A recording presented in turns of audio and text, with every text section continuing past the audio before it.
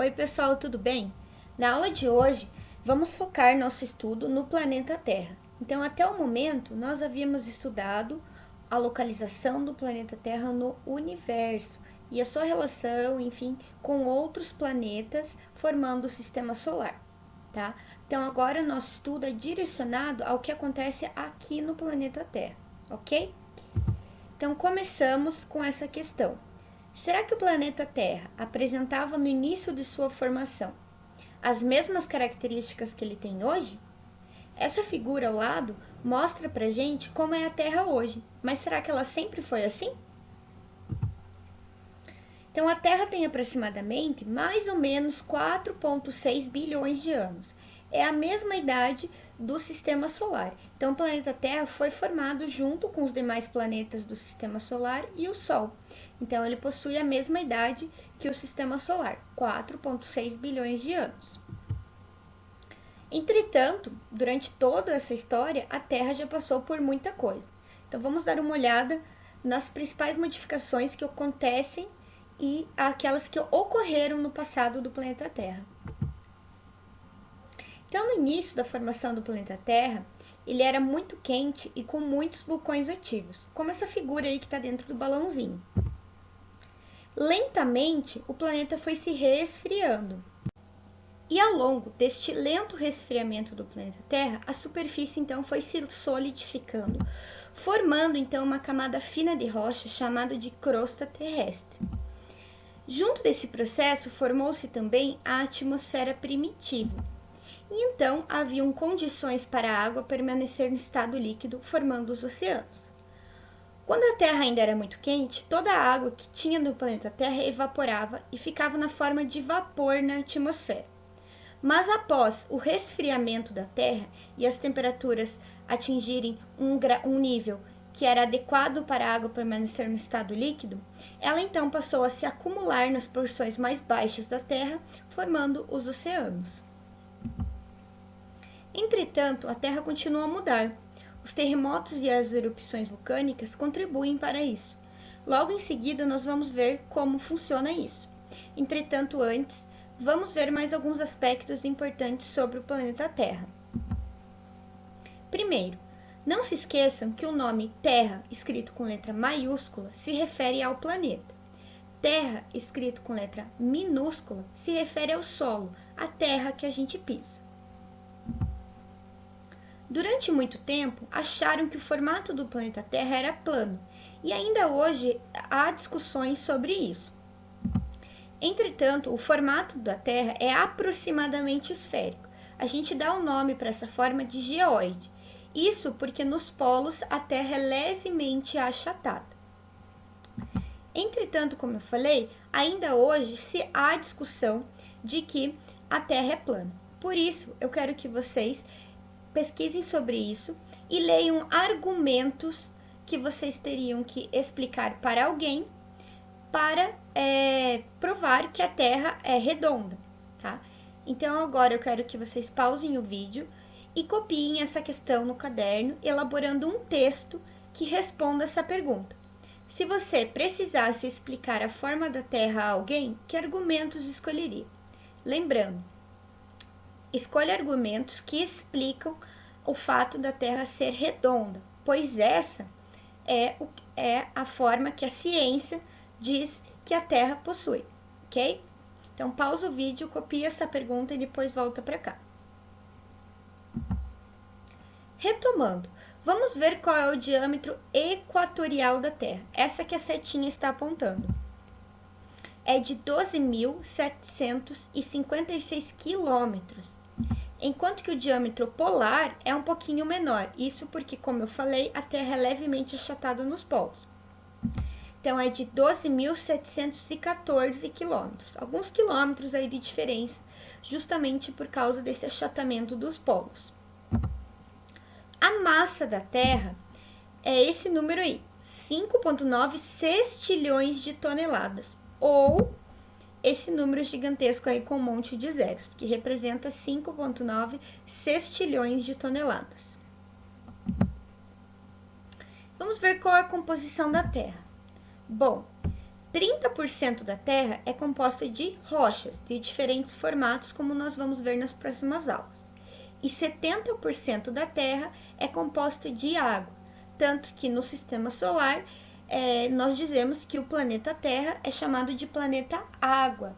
70% do planeta Terra é composto de água, então ele se destaca dentre os demais planetas do sistema solar justamente por possuir tanta água. Vamos ver agora como é o interior do planeta Terra. Então vamos pensar que nós abrimos o planeta Terra, como está nessa imagem, e vamos ver as camadas que compõem o interior da Terra. A camada mais interna se chama de núcleo interno, ok? Então, se eu tirasse uma fatia do planeta Terra, essa camada mais interna, lá no fundo, seria chamada de núcleo interno. Ela tem uma temperatura aproximada de 6.000 graus Celsius e ela é composta por ferro e níquel no estado sólido. Em seguida, revestindo o núcleo interno, nós temos o núcleo externo, que é essa camadinha C aí na nossa fatia da Terra. O núcleo externo também tem uma temperatura aproximada de 6.000 graus Celsius e ele também é composto de ferro e níquel, só que no estado líquido. Externamente ao núcleo externo, nós temos o manto inferior. Então, o manto inferior reveste o núcleo externo. Ele é essa camada B aí dessa fatia. E o manto superior, então, reveste o manto inferior e é a porção A dessa fatia. O manto superior e o manto inferior, ambos têm aproximadamente 3.400 graus Celsius. Eles se diferem um pouquinho na temperatura e na composição, mas em geral eles possuem rochas em estado pastoso. E é nessas camadas do interior da Terra que está contido o magma. E por último, revestindo todas essas camadas, nós temos a crosta terrestre, que é essa camadinha aí em roxo, marrom mais escuro. A crosta terrestre, então, é formada por rochas em estado sólido e é a camada mais fina do planeta Terra. A espessura dessa crosta é variável, isso porque nas montanhas e nos continentes ela pode ter uma espessura maior, enquanto que no assoalho oceânico, ou seja, a base da onde está contida toda a água do oceano, ela pode ser mais fina. Então, retomando o interior do planeta Terra. Mais interno, nós temos o núcleo inferior, seguido do núcleo superior, o manto inferior, o manto superior e então a crosta terrestre, que é a mais externa, que é onde nós estamos pisando. A crosta terrestre, ou a litosfera, como também é chamada, é a camada onde nós estamos pisando. É a que forma os continentes e o assoalho oceânico, ou seja, o fundo dos oceanos. E a crosta terrestre é um grande quebra-cabeça. Isso porque ela é formada por uma série de peças que são movidas pela ação do manto. As peças que formam a crosta terrestre são chamadas de placas tectônicas. E a movimentação do manto acomoda as placas, ou seja, movimenta as placas de diferentes maneiras, produzindo terremotos e erupções vulcânicas. As placas podem se mover de diferentes formas. Então, neste mapa mundi, nós temos a representação das placas tectônicas que formam a crosta terrestre. Nós vemos nesses pontos que indicam essas setas a separação de placas, ou seja, elas se afastam, elas vão para lados opostos, como indicam essas setas. Nestes locais, que as placas se afastam, formam-se novas bordas nas placas. Então, é como se fosse subindo material do interior da Terra, que quando chega à superfície solidifica, aumentando as bordas das placas. Há também, em algumas regiões, o choque de placas, que é indicado por essas setas aí. Então, as placas, elas se encontram, se chocam. Nestes locais que as placas se encontram, há destruição de material pelo derretimento. Geralmente, uma placa vai para cima e outra placa vai para baixo. Nessas regiões, nós temos uma série de cordilheiras de montanhas, geralmente. Há também o deslizamento de placas tectônicas. Então, uma placa desliza do lado da outra. nesta região é variado os efeitos que podem acontecer na crosta terrestre. E por último, neste outro mapa, que também indica as placas tectônicas, nós vemos as atividades sísmicas, ou seja, os sismos, que é o mesmo nome para terremotos. Então, onde ocorrem os principais terremotos. E nós vemos que a maioria deles ocorre geralmente no encontro entre duas placas. Então, nestes locais ocorre um tremor de terra porque as placas estão se movendo com mais intensidade nessas bordas. E isso nos mostra, por esse vídeo, a deriva continental. Então, a configuração dos continentes que nós conhecemos hoje nem sempre foi a mesma. Então, por essa movimentação das placas, os continentes possuem diversas configurações ao longo da história do planeta Terra, como a Pangeia no início, que se dividiu em Laurásia e Gondwana, e então se dividiu nos continentes que nós conhecemos hoje. E isso se deve principalmente à movimentação das placas tectônicas, que é a crosta terrestre. Então, ela se modifica a sua forma por causa dessa movimentação dessas placas que formam a crosta terrestre. Agora, eu gostaria que vocês pausassem o vídeo, pegassem o caderno de vocês, que nós vamos corrigir os exercícios da aula anterior. Retomando, exercício 1. Como era o planeta Terra no início da sua formação? Bom, como nós vimos, o planeta Terra era muito quente e foi lentamente se resfriando e atingindo uma temperatura ideal para que a água permanecesse no estado sólido e se acumulasse nas porções mais baixas do relevo, formando os oceanos. Nesse processo também se formou a atmosfera primitiva do planeta Terra. Então, pausa o vídeo agora, leia sua resposta, acrescente informações ou corrija, enfim, de acordo com o que eu acabei de explicar com esse vídeo. E depois que você corrigir, retoma o vídeo. Exercício 2.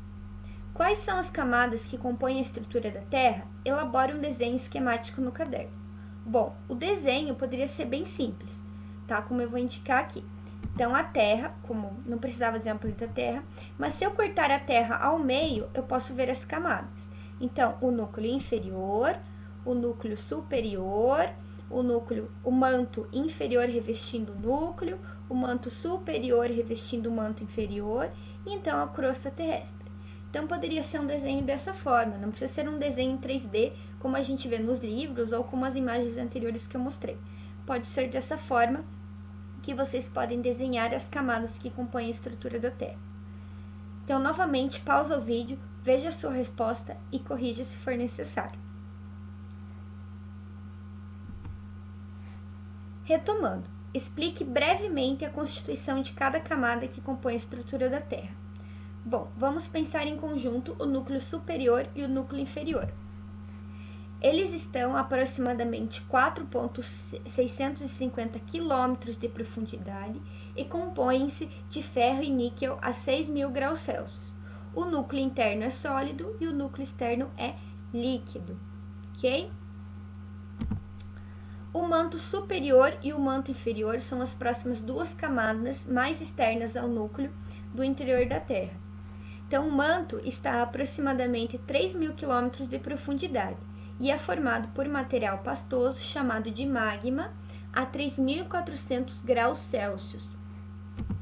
E por último, a crosta terrestre, camada mais externa e sólida com espessura variável, composta de diferentes tipos de rochas. Ela é 500 vezes menor que o manto e o núcleo juntos. Então, lembrando, a crosta terrestre ela é bem fina e ela é formada por rochas no estado sólido. Então, se você, agora para corrigir a questão 3, pausa o vídeo. Se você tiver que corrigir alguma coisa, volta um pouquinho o vídeo para ver a explicação das outras camadas do planeta Terra e corrige então aí a sua questão. Retomando. 4. Qual a relação entre magma e lava? Bom, magma é o material pastoso que compõe o manto da Terra, como nós acabamos de ver. E a lava é quando o magma é expelido pelos vulcões na forma líquida. Então, na verdade, o material é o mesmo, mas a localização muda, de acordo com a localização, muda o nome. Então, quando esse material pastoso está no manto da Terra, ele se chama magma. Quando esse magma é expelido dos vulcões na forma líquida, ele se chama então de lava. 5. Sobre que camada da Terra os continentes e os oceanos ficam apoiados? Então, essa é um pouquinho difícil, mas vamos pensar. Os continentes são formados pela crosta terrestre e os oceanos também são formados, a água está acumulada sobre a crosta terrestre. Portanto, os continentes e os oceanos eles ficam apoiados no manto superior, ok? Como mostra essa figura aí da fatia da Terra. Nós vemos, então, que aqui os continentes, que representados por essas regiões aqui, e o oceano nessa região, toda essa camada está apoiada sobre o manto superior da Terra. 6. O que são placas tectônicas? Então, a crosta terrestre apresenta-se fragmentada na forma de placas tectônicas, que boiam e se movem sobre o manto. Então, placas tectônicas são as peças que formam a crosta terrestre, que boiam e se movem sobre o manto terrestre. 7. O que são vulcões? Como acontecem? Então, a cratera, a abertura de onde a lava sai, ou a montanha que possui essa cratera, recebe o nome de vulcão. Os vulcões ocorrem em locais em que a crosta terrestre é mais frágil e que não conseguem suportar as gigantes pressões submetidas pelo magma no manto. Então, o manto fica fazendo pressão, força, contra a crosta terrestre. E quando essa pressão ela é muito alta, o magma, então, escapa na forma de lava para a superfície. Tá? E essas regiões, geralmente, também são entre o encontro de placas tectônicas, nas bordas das placas que geralmente ocorrem os principais vulcões. E a erupção vulcânica em si é quando a lava está escapando do vulcão. Então, nós chamamos de erupção vulcânica. E 8. O que são terremotos? Como acontecem? Então, terremotos ou abalos sísmicos, que é o mesmo nome para terremoto, são produzidos por movimentos de acomodação das placas tectônicas, ou seja, a movimentação aí das placas tectônicas gera os terremotos. As placas que são sólidas e separadas estão sobre o manto pastoso, que pode mover-se. Então, a movimentação que ocorre no manto move também as placas que estão sobre ele. Quando o magma se move, leva a placa para uma determinada direção. Então, com isso acontecem os terremotos. Então, é isso a aula de hoje, pessoal. Se vocês tiverem alguma dúvida, me escrevam pelo WhatsApp. Lá no Google Sala de Aula, estarei postando esta aula, como também mais uma atividade, além daquela que eu já expliquei aqui no vídeo, para vocês fazerem no caderno. Até semana que vem!